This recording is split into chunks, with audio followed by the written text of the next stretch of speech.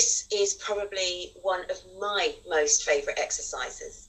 And this is the storyboard.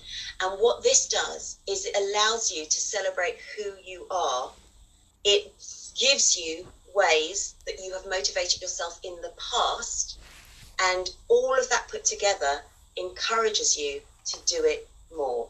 And my storyboard, you might be able to see it, is on the back there. It's got pictures on it, so you can actually do this with pictures as well. And I will take you through the 7 questions that go on the storyboard. That one I did for a speech I did for International Women's Day for Welcome Break. They asked the keynotes, and they asked all of the women who were attending to actually do this, and it was a really nice reflection of where we've come, and that's what I want to do with you. So your first question to ask yourself is, where did you start?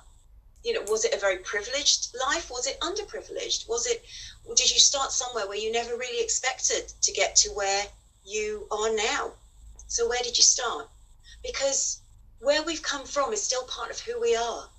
What we've been through doesn't mean or make us a victim. It usually makes us a survivor if we've had to overcome obstacles. So think about, where did we start?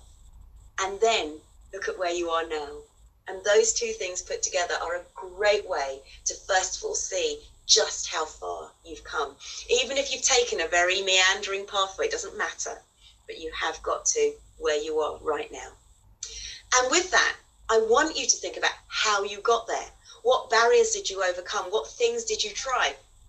If you can identify the things you tried out and didn't like, it just reminds you, okay, don't try those again. It reminds you not to waste time because you found out what you don't like. So that's really great. If you've had to overcome barriers, then it reminds you, I've done it once, I can do it again. So that's the how did you get here? And at each stage you can put a photograph or a picture that just reminds you of that.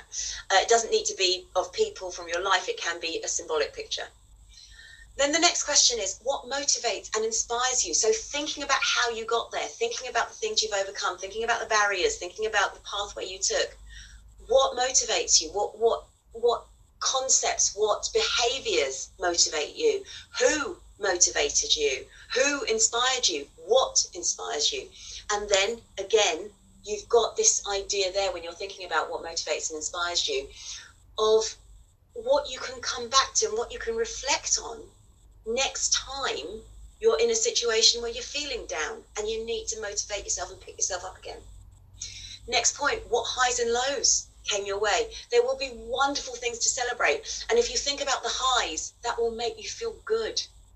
And with the lows, again, it's about picking out the ways you overcame those lows. And if you can do that, then what you actually find is you are able to do it again. Then it's more of an overall reflection. What have you learned? There may be lessons in your life which you have learned and you think, oh, actually, yeah, I won't do that again. That's a lesson. Or I won't behave in that way, or I allowed that and I'm not sure why I did it. I need to reflect on that. Those lessons are just as important as your academic lessons, but academic lessons could even come in there as well. It may even be skills that you've learned. And then what next? Where are you going from now?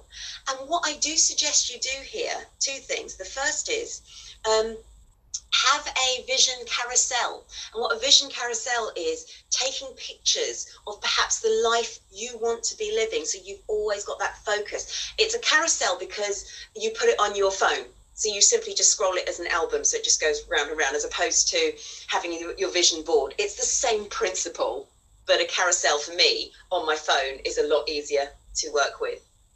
And the second thing you do is you revisit this storyboard, ideally when you have achieved the what's next that you have set out.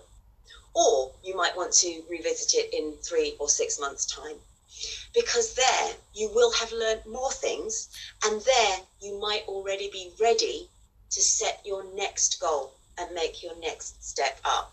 So with mine, the last thing I said there is I love my own wellbeing TV show to motivate and inspire people.